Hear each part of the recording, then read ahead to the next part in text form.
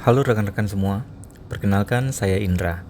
Hari ini kita bertemu dalam materi komunikasi pemasaran strategik yang diampu oleh Dr. Resmawati Hilderiah Panjaitan, SSOS MT CPR CICS.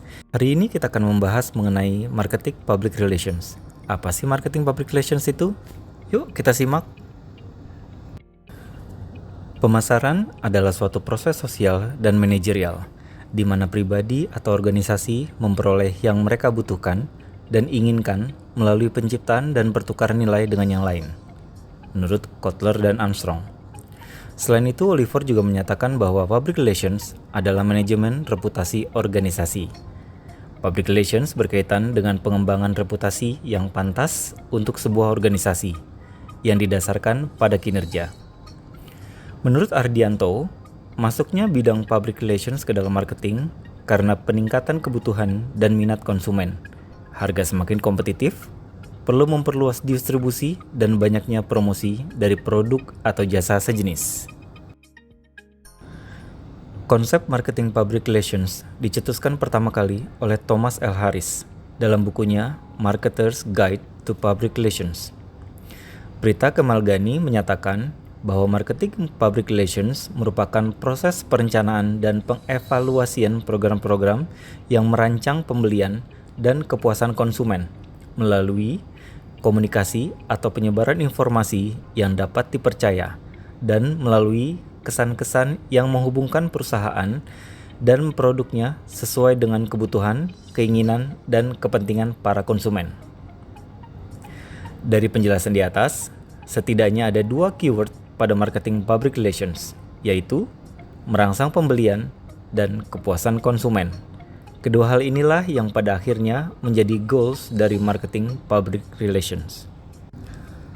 Scott dalam bukunya The New Rules of Marketing and PR menjelaskan, prior to the web organization has only 2 significant choices to attract attention: buy expensive advertising or get third-party ink from the media. But web had changed the rules. The web is not TV. Organizations that understand the new rules of marketing and PR develop relationship directly with consumer. Di sini dijelaskan bahwa sebelumnya organisasi web hanya memiliki 2 pilihan penting untuk menarik perhatian, yaitu membeli iklan mahal atau mendapatkan tinta pihak ketiga dari media. Tapi web telah merubah aturannya.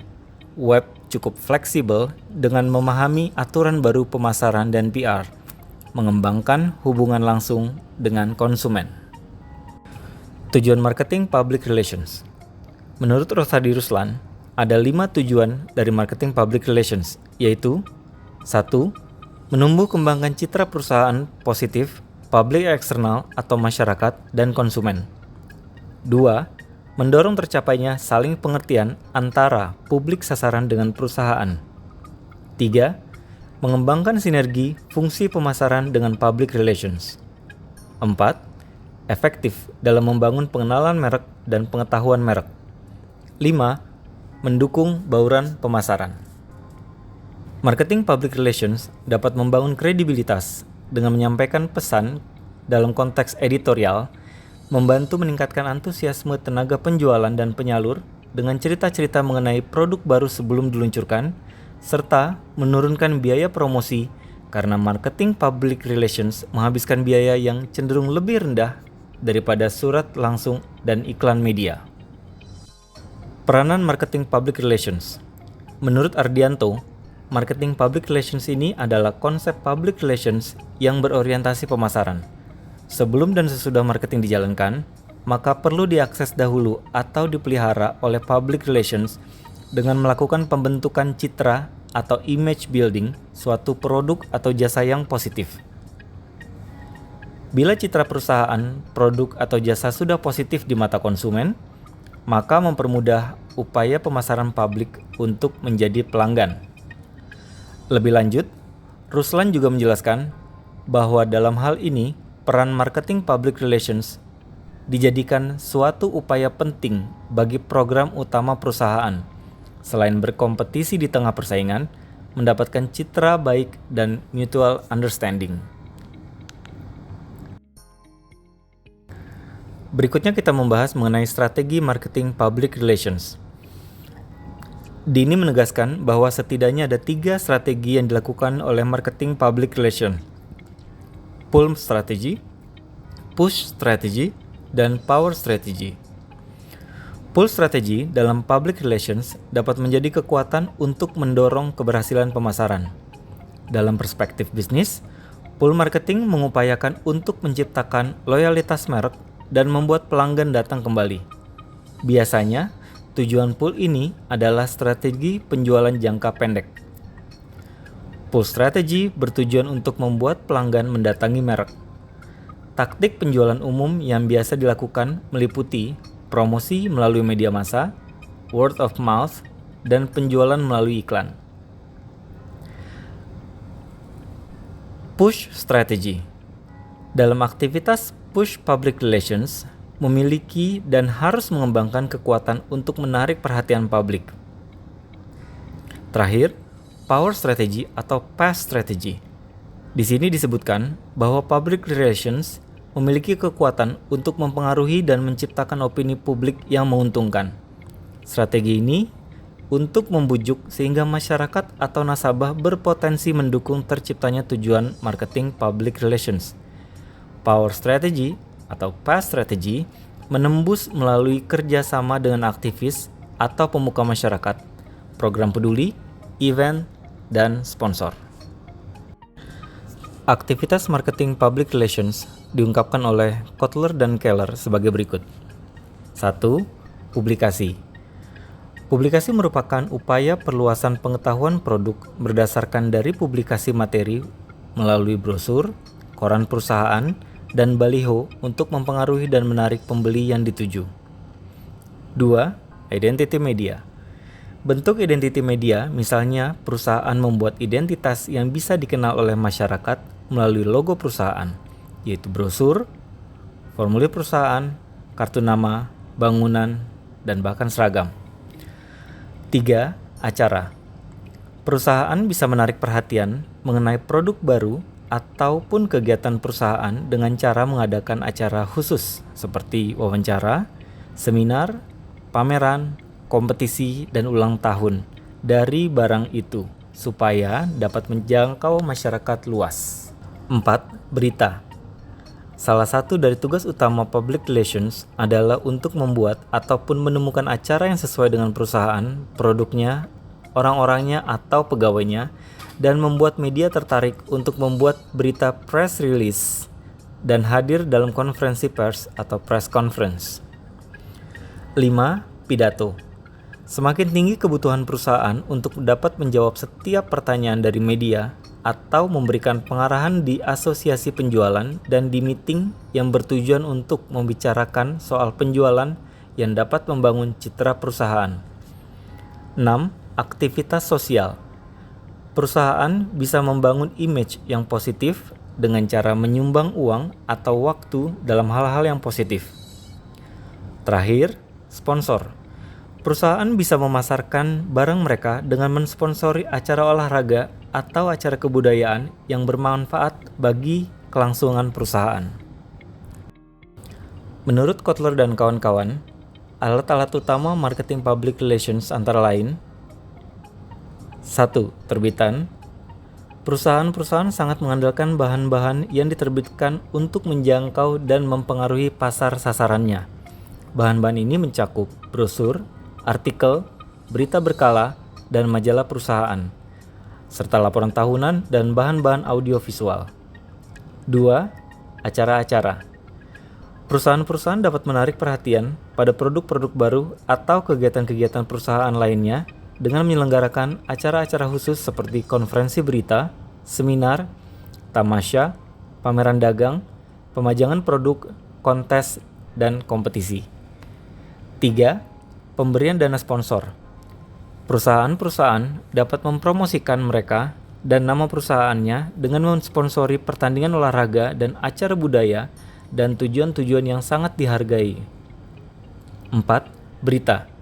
Salah satu tugas utama profesional humas adalah menemukan atau menciptakan berita yang menguntungkan tentang perusahaan tersebut, produknya dan orang-orangnya, dan mengupayakan agar media menerima siaran pers dan menghadiri konferensi pers. 5. Ceramah. Makin banyak eksekutif perusahaan harus menjawab dengan tangkas pertanyaan-pertanyaan dari media atau member ceramah dalam perhimpunan-perhimpunan perdagangan atau rapat-rapat penjualan, dan penampilan ini dapat membantu citra perusahaan tersebut. 6. Kegiatan layanan masyarakat. Perusahaan-perusahaan dapat membangun kehendak baik dengan menyumbangkan uang dan waktu untuk tujuan-tujuan yang baik. 7. Media identitas. Perusahaan-perusahaan membutuhkan identitas visual yang langsung dikenal masyarakat. Identitas tersebut dapat berupa logo perusahaan, alat tulis, brosur, tanda, formulir bisnis, kartu nama, bangunan, seragam, bahkan aturan berpakaian. Di sini Philip Kotler sebagai salah satu pakar pemasaran terkemuka menekankan pentingnya integrasi berbagai alat komunikasi dalam strategi pemasaran yang holistik. Menurutnya, PR harus dipandang sebagai bagian yang tak terpisahkan dari keseluruhan strategi pemasaran. Bekerja bersama dengan iklan, promosi penjualan, dan elemen pemasaran lainnya untuk mencapai tujuan perusahaan. Promosi personal selling. Personal selling merupakan pemasaran produk atau jasa di mana penjual bertemu langsung dengan pembeli untuk menjajaki prospek atau peluang pembelian. Dalam personal selling, penjual melakukan komunikasi langsung antara seorang penjual dengan calon pembelinya atau person-to-person communication, dan melihat bagaimana calon pembeli merespon pesan yang disampaikan. Dalam hal ini, penjual dapat langsung memodifikasi informasi yang harus disampaikannya setelah menerima tanggapan dari calon pembeli. Kotler mendefinisikan penjualan tatap muka atau personal selling sebagai berikut. Personal selling is face-to-face interaction with one or more prospective purchases for the purpose of making presentations, answering questions, and procuring order sales. Hal ini selaras dengan pendapat Ciptono yang menyatakan bahwa personal selling adalah komunikasi langsung atau tatap muka antara penjual dan calon pelanggan untuk memperkenalkan suatu produk kepada calon pelanggan dan membentuk pemahaman pelanggan terhadap produk sehingga mereka kemudian akan mencoba dan membelinya. Pemasaran tidak dapat lepas dari sebuah bauran pemasaran atau marketing mix, karena hal tersebut merupakan satu kesatuan dalam melakukan sebuah pemasaran. Bila sebelumnya pemasaran dilakukan secara offline, maka kini seiring dengan perkembangan teknologi, pemasaran juga dilakukan secara online. Marketing mix adalah seperangkat alat yang dapat digunakan pemasar atau marketer untuk membentuk karakteristik jasa yang ditawarkan kepada pelanggan. Ciptono menyampaikan bahwa marketing mix pertama kali dipopulerkan oleh Jerome McCarthy dan terdiri dari 4 bagian, yaitu product, price, place, dan promotion. Namun, dalam perkembangannya, bauran pemasaran ini berkembang dari 4P menjadi 9P, yaitu 4P tersebut ditambahkan bauran pemasaran baru, yaitu people, physical evidence, process, partner, dan presentation. Dalam jurnal strategi komunikasi pemasaran online produk busana muslim Quinova oleh Dian Sarastuti tahun 2017, terdapat 4 saluran dalam pemasaran online. 1. Website perusahaan. Terdapat 2 tipe website perusahaan. Pertama, corporate website. Tujuannya untuk meningkatkan visibilitas, promosi produk dan jasa, serta memberikan informasi kepada pihak lain yang memiliki ketertarikan terhadap produk dan jasa perusahaan. Kedua, marketing website. Tujuannya untuk meningkatkan pembelian yang dilakukan oleh pengunjung website. Saluran dalam pemasaran online berikutnya adalah iklan pada website lain. Selain menggunakan website perusahaan untuk menarik konsumen melakukan pembelian, para pelaku online juga melakukan pemasangan iklan pada website lainnya yang memiliki prospektif konsumen untuk memperluas jangkauannya. 3. Komunitas online. Komunitas online bertujuan untuk memfasilitasi pengunjung website dalam berbagai kesamaan ketertarikan. Komunitas ini akan dapat dipergunakan untuk tujuan komersialisasi ataupun tujuan lainnya. Terakhir, link pemasaran interaktif lainnya.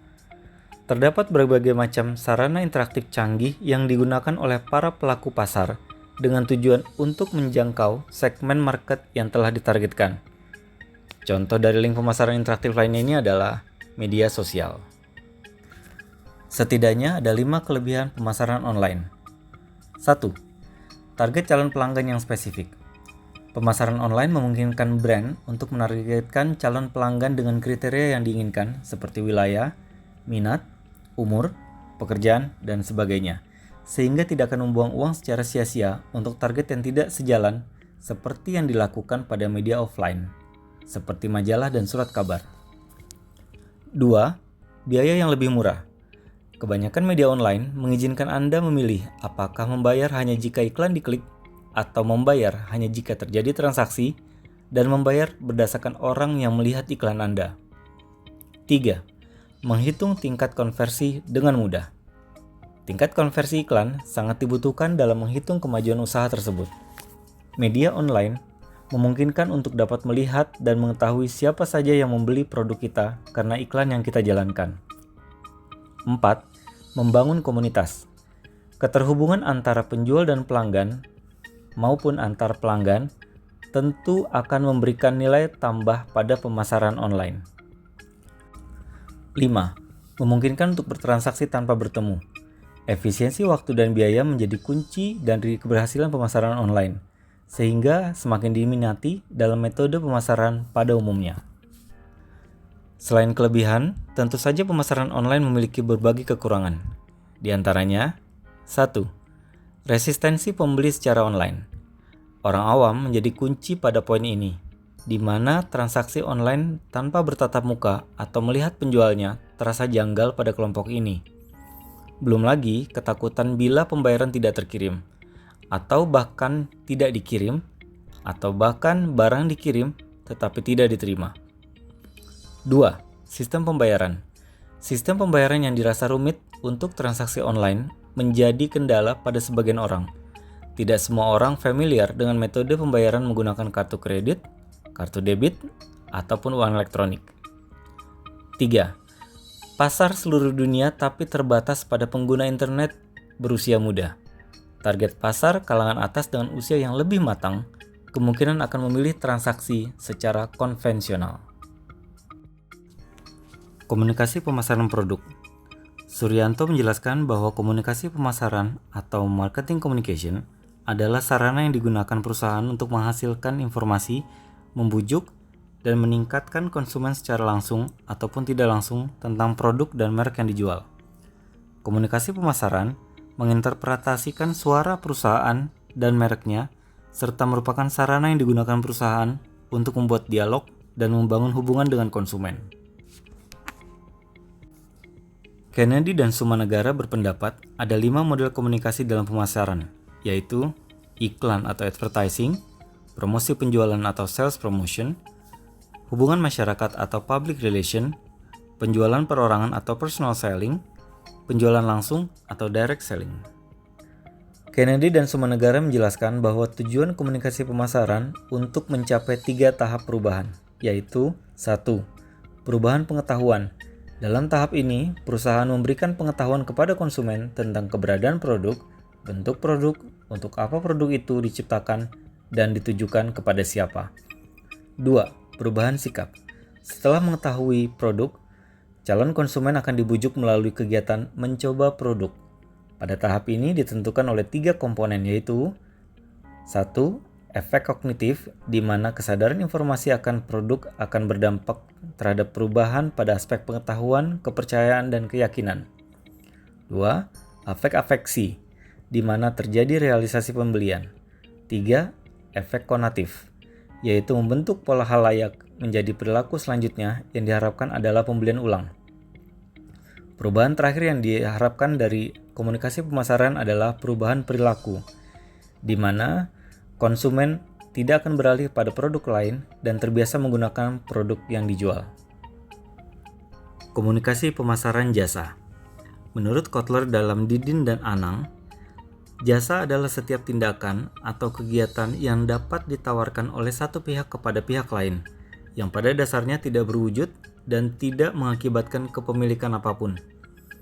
Jasa merupakan aktivitas, manfaat, atau kepuasan yang ditawarkan untuk dijual. 4 karakteristik pemasaran jasa yaitu 1. Tidak berwujud atau intangibility. 2. Tidak dapat dipisahkan atau inspirability, karena tidak dapat dipisahkan dari sumbernya, apakah sumber itu merupakan orang atau mesin. 3.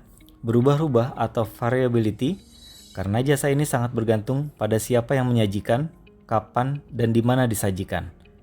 4. Mudah lenyap atau perishability.